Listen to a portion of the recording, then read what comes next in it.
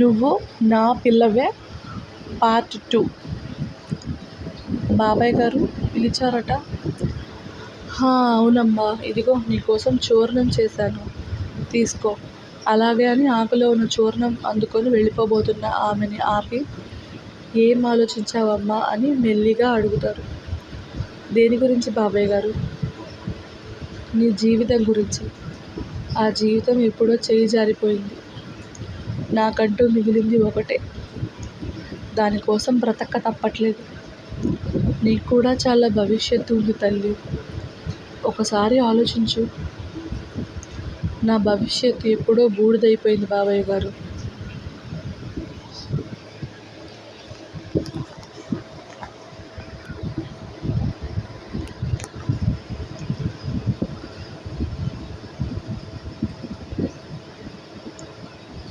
ఇక ఆ విషయం వదిలేయండి అని అక్కడి నుండి వెళ్ళిపోతుంది దీప.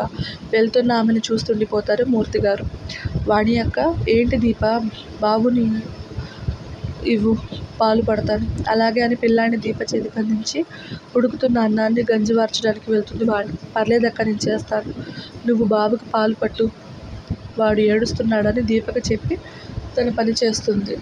బాబు తన ధ్యానం కోసం తడుముతుంటే సైలెంట్గా పాలు పడుతుంది దీప.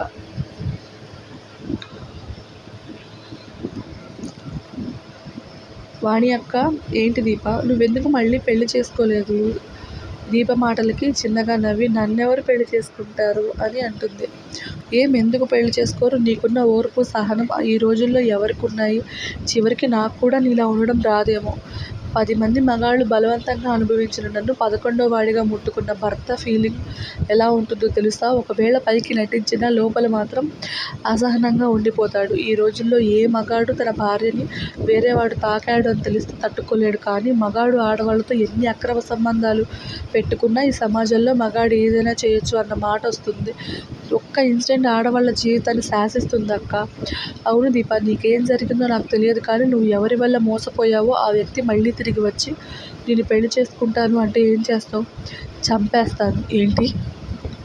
అవునక్క, ఏ వ్యక్తి వల్ల నా జీవితం పోగొట్టుకున్నానో అతను మళ్ళీ కనిపిస్తే ఖచ్చితంగా చంపేస్తాను. మరి బాబుకి తండ్రి అవసరం లేదా? తండ్రి, నన్ను అల్లార ముద్దుగా పెంచిన నా తండ్రిని అవమాన భారంతో చనిపోయేలా చేసిన వాడిని నా బిడ్డ తండ్రిగా ఎప్పటికీ ఉండనివ్వను. నా కళ్ళ ముందుకు ఆ వ్యక్తి రాకూడదు అని అనుకుంటున్నాను. వస్తే నెక్స్ట్ మినిట్ వాడి ప్రాణాలు తీసేస్తాను. నువ్వు అతను చంపేసి జైల్లో ఉంటే మరి బాబు పరిస్థితి ఏంటి దీప? నువ్వు ఉన్నావు కదక్క, నీ మీద నాకు పూర్తి నమ్మకం ఉంది. కన్న తల్లిని నేనైనా ఏ రోజు వాడిని ఆడించింది లేదు. ఆకలి తీర్చడం తప్ప తల్లిగా వాడిని ఏ రోజు దగ్గరకు తీసుకోలేదు. ఎందుకో వీడిలో ఆ రాక్షసుడి పోలికలు కనిపిస్తుంటే తట్టుకోలేకపోతున్నాను అని నిద్రపోతున్న పిల్లాన్ని వాణి చేతుల్లో పెట్టి బయటికి వెళ్ళిపోతుంది. భగవంతుడా, ఏంటి పిల్లకి ఇలాంటి కష్టాన్ని ఇచ్చావు? తన ఆవేశంలో ఎలాంటి పిచ్చి పని చేయకుండా చూడు అని పిల్లాన్ని ఉయ్యాల్లో వేసి దీప కోసం వెళ్తుంది. దూరంగా చెట్టు కింద కూర్చున్న దీప నేల మీద ఎవరిదో బొమ్మ వేస్తూ ఆ బొమ్మని కస్తీరా పొడుస్తూ ఆనందం పొందుతుంది. ఆమె మానసిక పరిస్థితి బాలేదని గ్రహించిన మూర్తిగారు ప్రకృతి వైద్యం ఇచ్చి కాస్త మనుషుల్లో ఉండేలా చేస్తారు. కానీ ఆమె జీవితంలో అయిన గాయం తాలూకా గుర్తులు చెరపలేకపోతారు.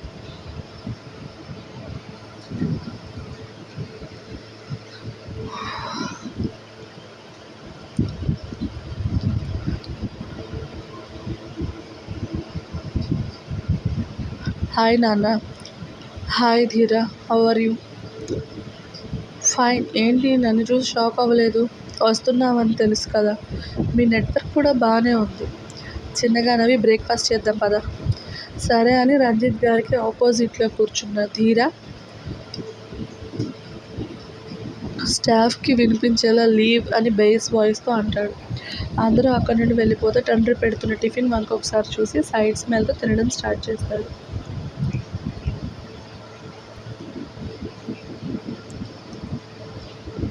డాడీ, తింటున్న రంజిత్ గారు ఏంటి అన్నట్టు చూస్తారు. దీపాలి అక్కడ.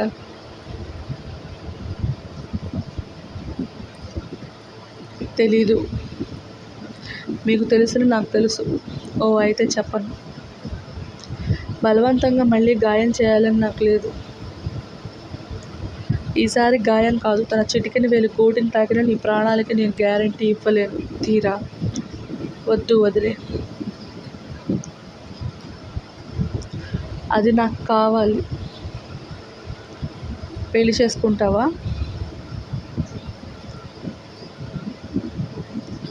ఉంచుకుంటాను. ఇదే మాట తన ముందు అంటే ఏం చేసిందో మర్చిపోయావా?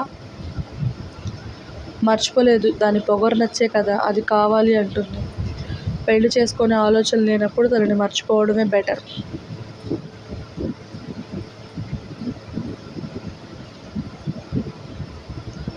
పెళ్లి లాంటి పనికిమాలిన పనులు మీలాంటి ఓల్డ్ పీపుల్ చేసేది. నాకు కావాల్సింది దీపాలి అంతే.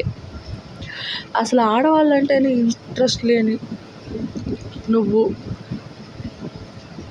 తనని ఎందుకు టార్గెట్ చేసావు ధీరా? అది కొట్టిన మొదటి దెబ్బ. తను కొట్టిన తనలో తప్పు లేదు. దానికోసం నువ్వు ఇలా తన లైఫ్ని నాశనం చేయడం కరెక్ట్ కాదు. ఆల్రెడీ తన వాళ్ళని పోగొట్టుకొని ఒంటరిగా బ్రతుకుతుంది.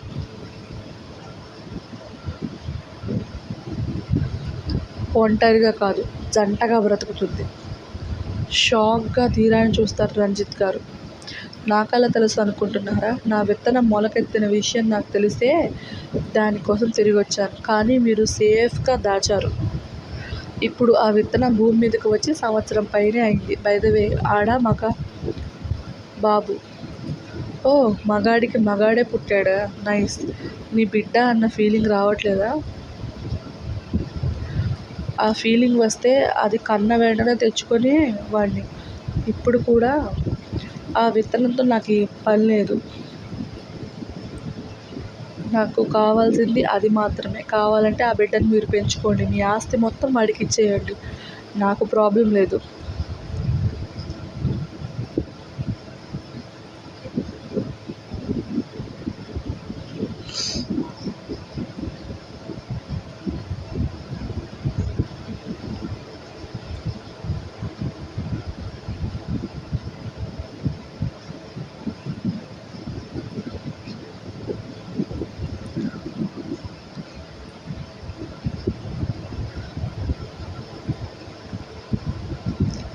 ధీరా, నువ్వేం మాట్లాడుతున్నావో తెలుస్తుందా?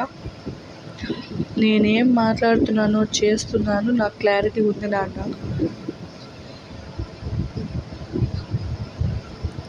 మీరే ఎక్కువ ఆలోచిస్తున్నారు. దాన్ని నాకు ఇచ్చేయండి. ఆ బాబుకి ఎలాంటి లోటు రాకుండా మీరే చూసుకోండి. కానీ వాడు మా మధ్యకి రాకూడదు, ఉండకూడదు. ధీరా, రంజిత్ గారి అరుపుకి సారీ నాన్న, నాకు కావాల్సింది అది మాత్రమే అని నొక్కి మరీ చెప్తాడు.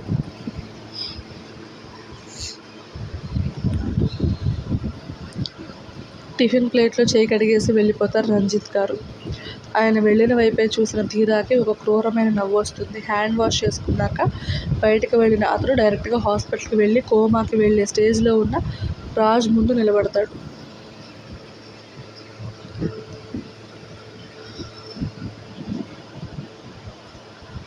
అతన్ని చూడగానే ప్రాణం పోయేలా అనిపించి బీపీ పెంచుకుంటాడు రాజ్. కూల్ రాజ్, ఎందుకు తొందరగా పైకి పోవడానికి చూస్తున్నావు? అడిగిన దానికి ఆన్సర్ చెప్తే నువ్వు హాస్పిటల్ బెడ్ దిగుతావు, లేదా ఇదే నీ లాస్ట్ బెడ్ అవుతుంది. ఏం చెప్పాలి డి?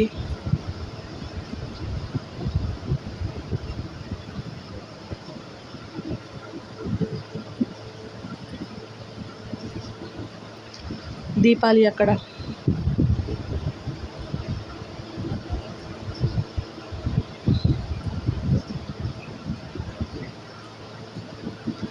నిజంగా మాకు తెలియద్ది. నమ్మమంటావా? హా.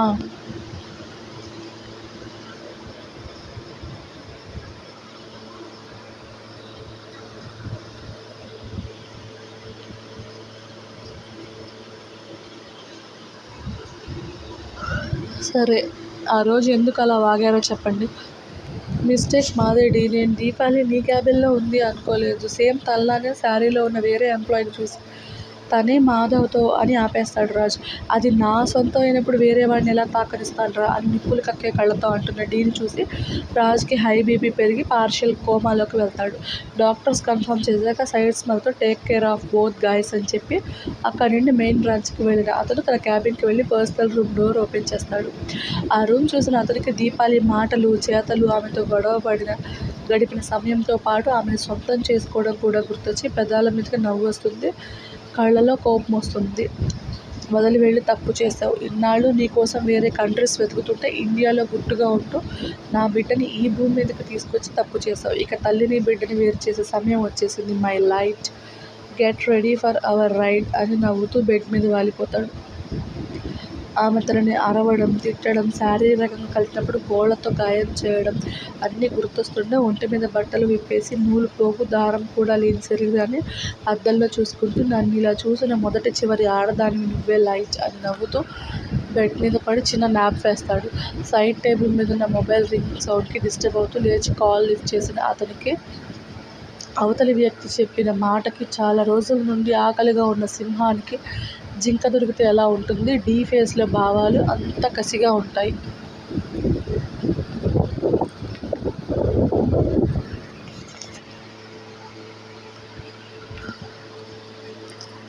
దీపమ్మ, ఏంటి బాబాయ్?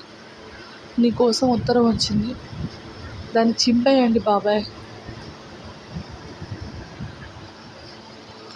ప్రతి నెల చింపేస్తావు, ఒక్కసారి చదువమ్మా.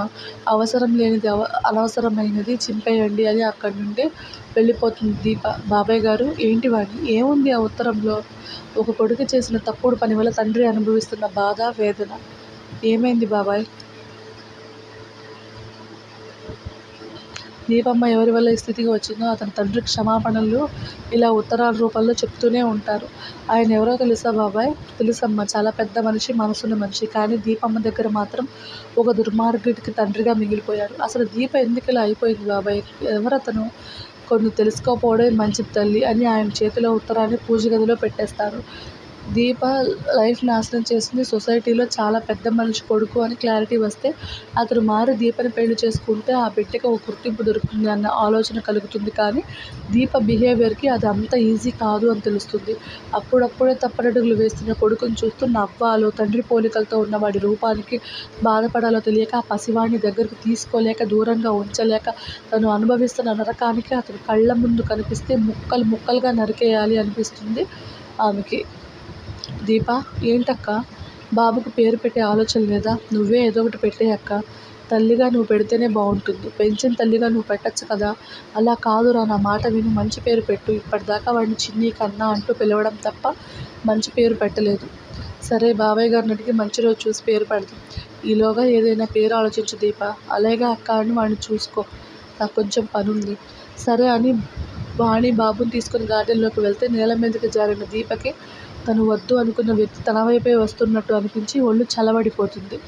స్టోరీ నచ్చితే లైక్ చేసి, షేర్ చేసి, కమెంట్ చేయండి. ప్లీజ్ సబ్స్క్రైబ్ చేసుకోండి. Thank you. అండ్ అలాగే ఇష్టమైన రాక్షసుడు అడుగుతున్న ప్రతి ఒక్కళ్ళకి చెప్తాను, దయచేసి ప్లీజ్, అది కొంచెం స్ట్రెస్ఫుల్గా అనిపిస్తుంది. నేను కొంచెం గ్యాప్ తీసుకొని రాస్తాను. ఇంకా ఎంత గ్యాప్ అమ్మా అంటారంటే తప్పదండి, ప్లీజ్ అర్థం చేసుకోండి. అలాగే నా లైఫ్లో ఒక ఇంపార్టెంట్ డెసిషన్ తీసుకున్నాను, అదొకటి స్టార్ట్ చేయబోతున్నాను. Please please please me support చాలా చాలా చాలా చాలా కావాలి. సో మ్యాక్సిమం June 22కి చాలా టఫ్గా సీరియస్గా డెసిషన్ తీసుకున్నాను. కానీ చెప్పాను కదా, మనం ఏదన్నా అనుకుంటే ఆపేవాళ్ళే ఎక్కువ. మేమున్నాం నీకు, ధైర్యంగా ముందుకు అడిగేవనేవాళ్ళు జీరో. నన్ను వెనక్కి లాగాలి అనుకునే వాళ్ళు ఒక 100 మంది ఉంటారు. నేను ఇప్పుడు అదే సిచ్యువేషన్లో ఉన్నానన్నమాట. సో అందుకనే నన్ను ముందుకు నడిపించే వాళ్ళు మాత్రం మీరే. సో మీరే నాకు సపోర్ట్ ఇవ్వాలని నేను కోరుకుంటున్నాను. Thank you. టాటా.